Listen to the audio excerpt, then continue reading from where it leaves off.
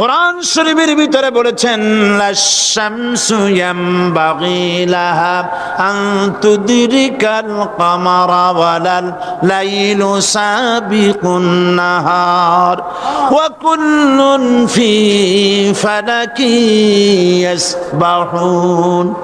প্রবল জ্ঞানী হইবে যাহারা, আপন মনেতে বুঝিবে তাহারা। রাত্রি পারে না আগে যাইবার, দিনের স্থান করি অধিকার। চন্দ্র বাদে না সূর্যের গায়েতে, সূর্য পারে না চন্দ্রকে ধরিতে। যার যে স্থান বহাল রাখিয়া ভ্রমণ করিছে খোদাকে ডরিয়া।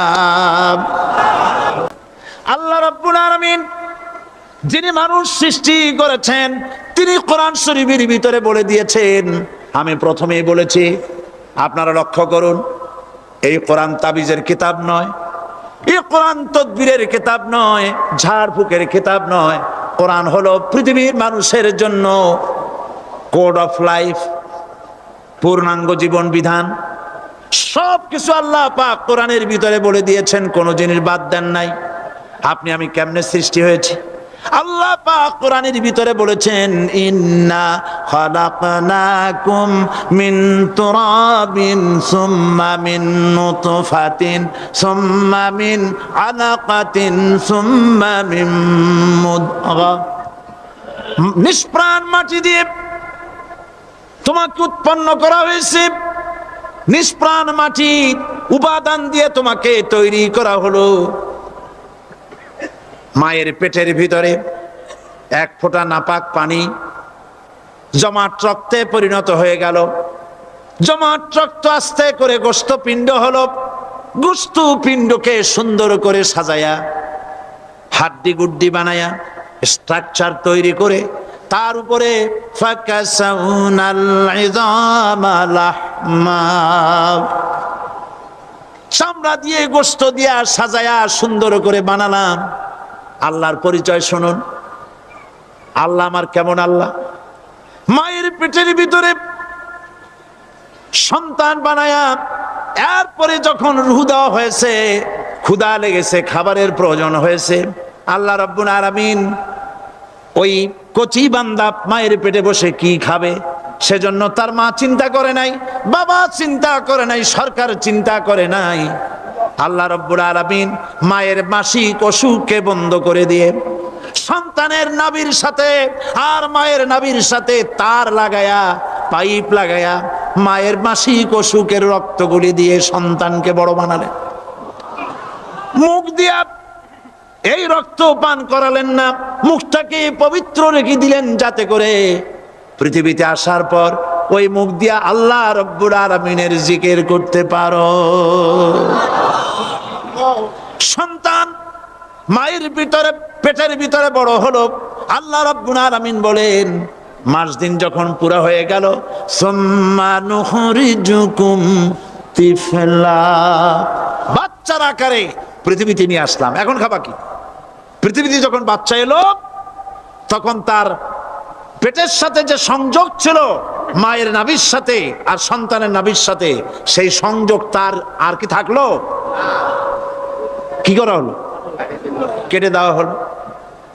লক্ষ্য করুন, খাবারের জন্য একটি মাত্র পাইপ আল্লাহ লাগাইছিলেন, পৃথিবীতে সন্তান আসার সঙ্গে সঙ্গে পাইপটা কেটে দেওয়া হলো। এবার কি খাবে? আল্লাহ রাব্বুল আলামিন মায়ের বুক থেকে সন্তানের জন্য এবার সিঙ্গেল সিগন্যাল, তার জন্য সিঙ্গেল কোন লাইন যেটা ছিল কেটে দিয়া মায়ের বুক থেকে সন্তানের জন্য ডাবল লাইন আল্লাহ চালু করে দিলেন। এমন দুধ বানায় দিলেন যা শুধু খাবার নয়, শুধু ফুড ভ্যালু নয়। এই দুধের ভিতরে ক্যালসিয়াম, এর মধ্যে ভিটামিন, এর মধ্যে আয়রন, এর মধ্যে মেডিসিন। দুনিয়ার এই সন্তান ছিল ফি কারারিম মাকিন, সুরক্ষিত জায়গার ভিতরে ছিল। কোনো পলিউশন সেখানে যেতে পারতো না, রোগের জার্ম সেখানে যেতে পারতো না। দুনিয়ায় এলো দূষিত আবহাওয়ার ভিতরে। এই সন্তানকে এখনই অ্যান্টিবায়োটিক খাওয়ালে পরে অসুবিধা হবে। আল্লাহ রাব্বুল আলামিন মায়ের দুধের ভিতরে ঔষধ দিয়া রোগের প্রতিষেধক বানায়া দিলেন। এ হলো আমার আল্লাহ। এ আমার কে? আল্লাহ। জোরে বলেন আল্লাহ। আল্লাহ।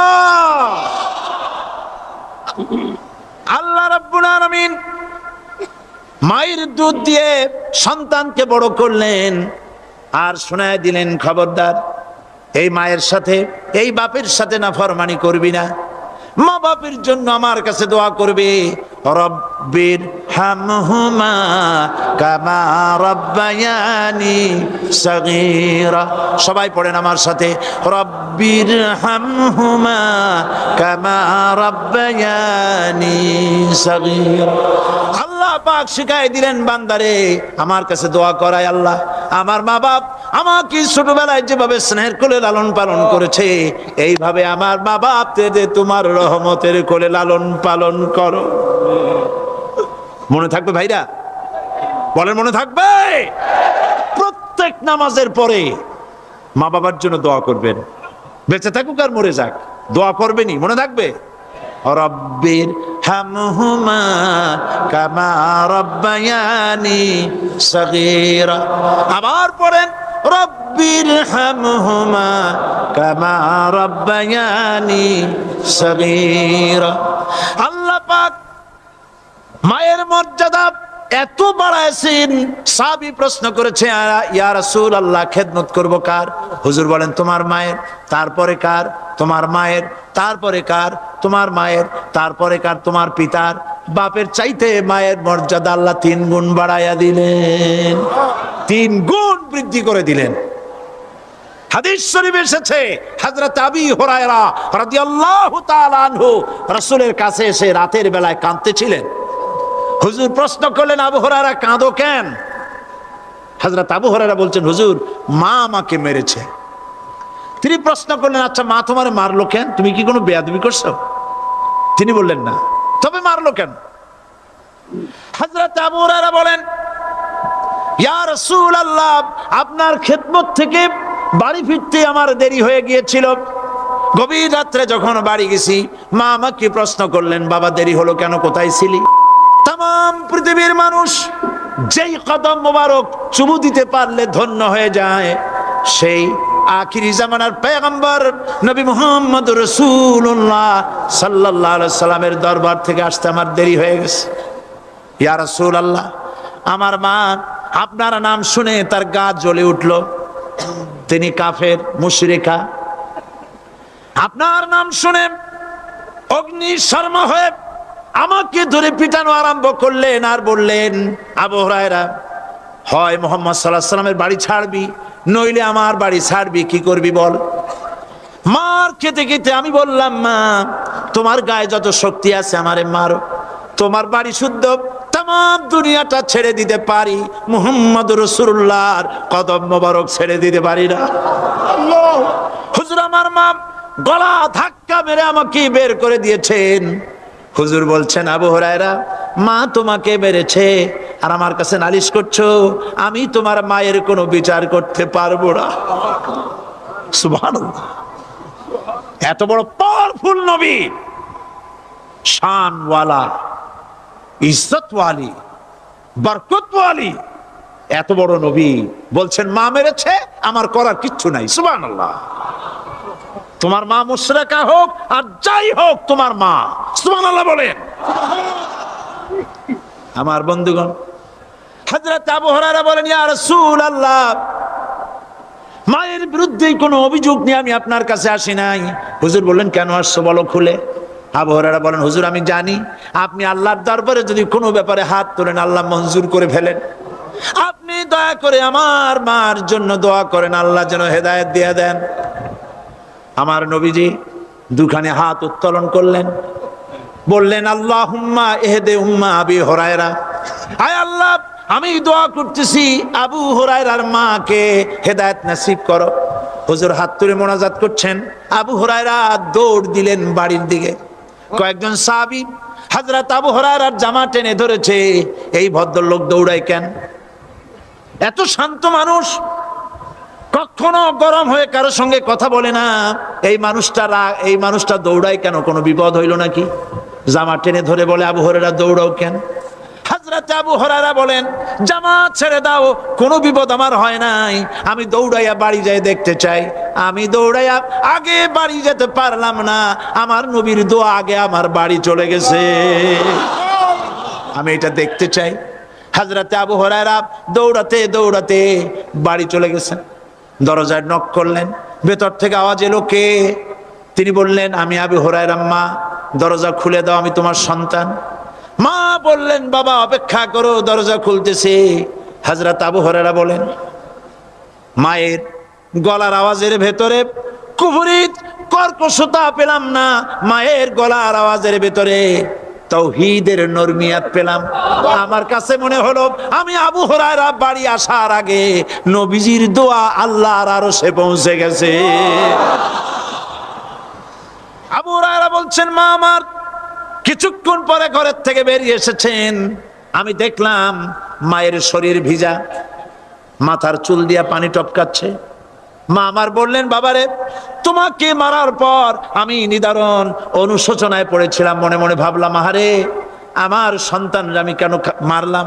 সে তো কোনো খারাপ কাজ করে নাই, কোনো খারাপ জায়গায় যায় নাই, এত ভালো মানুষ যার সম্পর্কে লোকেরা খামোখাই মিথ্যা কথা বলে, এই ভালো মানুষটার কাছে গেছে, সেজন্য আমি মারলাম কেন? বাবা গো, আমি আমার ভুল বুঝতে পেরেছি, জীবনের ভুলও ধরা পড়েছে, আমাকে জলদি করে নিয়ে চলো বিশ্ব নবীর দরবারে। হযরত আবু হুরায়রার মা রাসূলুল্লাহর খেদমতে এসে ঘোষণা করলেন, আশহাদু আল্লা ইলাহা ইল্লাল্লাহু ওয়াহদাহু লা শারীকা লাহু ওয়া আশহাদু আন্না মুহাম্মাদান আবদুহু ওয়া রাসূলুহু। আমার ভাইয়েরা, আল্লাহ রাব্বুল আলামিন মানুষ সৃষ্টি করে পৃথিবীতে পাঠায় দিলেন, খাবারের ইন্তজাম করলেন, এগুলি সব আল্লাহর পরিচয়। আল্লাহরে চেনার জন্য বড় বড় কিতাব ঘাটা লাগে না, কিসমতে যদি থাকে দুই একটা দৃষ্টান্ত যথেষ্ট হয়ে যায়। সুবহানাল্লাহ, সুবহানাল্লাহ, দুই একটা দৃষ্টান্ত যথেষ্ট। আল্লাহ পাক সমস্ত সৃষ্টি জগৎকে তৈরি করলেন, সৃষ্টি করলেন, আর তাদের খাদ্যের ব্যবস্থা করলেন। কে করেছেন খাদ্যের ব্যবস্থা? খাদ্য দেন আল্লাহ। আল্লাহ পাক কোরআন শরীফে বলেছেন, লা ইন শাকারতুম লাযীদান্নাকুম ওয়া লা ইন কাফারতুম ইন্না আযাবি লাশাদীদ। আমার নিয়ামতের শুকর যদি আদায় করো বাড়ায় দেব, আর যদি কৃতজ্ঞ হও, শুকরিয়া আদায় না করো, মস্ত বড় শাস্তি দেব। ফসল দেই আমি, আর শুকরিয়া আদায় করো তোমার বাজানে, ঠিক কিনা? শুকরিয়া আদায় করে কার? বাজানে। একটা লোকের, একটি মানুষের যেই প্রশংসা এই সরকার করলো, বিগত 4.5 বছর ধরে একটা মানুষের যত জিকির করলো, প্রশংসা করলো, ছবি টানাইলো, যদি এতটা জিকির এতটা স্মরণ আল্লাহ রাব্বুল আলামিনের করতো, ওদের জন্য আল্লাহর জান্নাতের দরজা খোলা হয়ে যেত। প্রশংসা করবে কার? আল্লাহ। চিল্লায় বলুন, আল্লাহ পাকের প্রশংসা করো। খেতে দেওয়ার মালিক তিনি। আল্লাহ পাক বলছেন, আল্লাহকে, তার পরিচয় আল্লাহ তুলে ধরেছেন, ওয়ামা মিন দাব্বাতিন ফিল আরদি ইল্লা আলাল্লাহি রিজকুহা।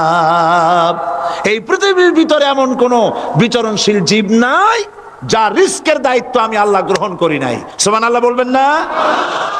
রিস্কের দায়িত্ব কার হাতে? আচ্ছা দেখুন তো, পৃথিবীর সমস্ত সরকারের কাছে বিভিন্ন মন্ত্রণালয় আছে না? খাদ্য মন্ত্রণালয় বলে কোনো মন্ত্রণালয় আছে কিনা? আছে। খালি কয় খামু আর খামু। খাদ্য মন্ত্রণালয় আছে, থাকার পরেও মানুষ না খাইয়া মরে, ঠিক কিনা? এবার একটু তাকান তো, জ্ঞানের চক্ষু দিয়া তাকান, ফরেস্ট এরিয়া, বাঘ আছে কিনা? নাই। সিংহ আছে কিনা? গন্ডার আছে কিনা? হাতি আছে কিনা? বিশাল বিশাল প্রাণী আছে কিনা? জঙ্গলে ছোট্ট প্রাণী থেকে, পোকা থেকে শুরু করে গন্ডার পর্যন্ত, টুনটুনি পাখি দিয়ে শুরু করে ঈগল পাখি পর্যন্ত, নদীর ভিতরে ছোট্ট চুনু পুঁটি থেকে শুরু করে তিমি মাছ পর্যন্ত, প্রাণী তত্ত্ববিদরা বলেছেন সমুদ্রের ভিতরে এমন এমন বড় বড় তিমি আছে যে একটা তিমির ওজন 5000 টন পর্যন্ত হয়ে যায়। 5000 টন তিমিটার ওজন। এর যখন বাচ্চা হয় তখন বাচ্চার দৈনিক দুধ লাগে 50 থেকে 60 মণ পর্যন্ত। কে ব্যবস্থা করে? রুহান মান ফেরেশতা। তো ওর মা যেমন বাচ্চা তো সেরকম হবে, ঠিক কিনা? কে দেয় খাবার?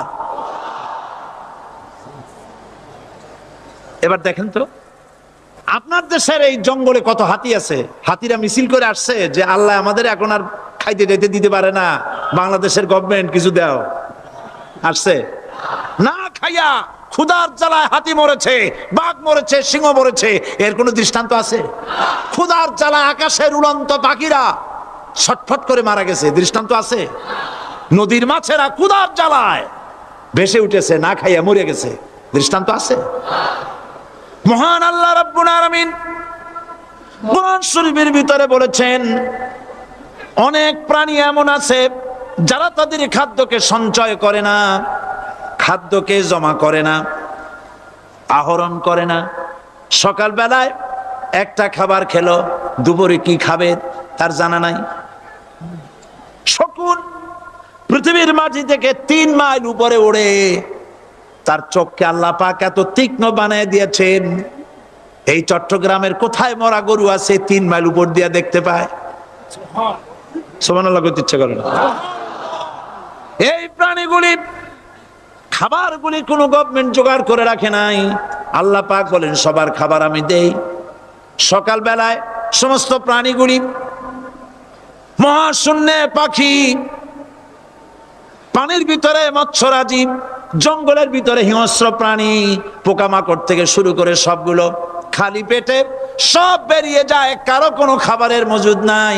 সন্ধ্যা হতে না হতে সমস্ত প্রাণীগুলির পেট ভরাইয়া আমি আবার যার যার ঘরে বেরায় দেই। ওয়ামা মিন দাব্বাতিন ফিল আরদি ইল্লা আলাল্লাহি রিজকুহা। সমস্ত প্রাণীর রিজকের দায়িত্ব আমি আল্লাহর হাতে। কে দেয় রিজেক? জোরে বলুন, কে দেন? আল্লাহ পাক। কি খাবেন সব আল্লাহ জোগাড় করে দিয়েছেন।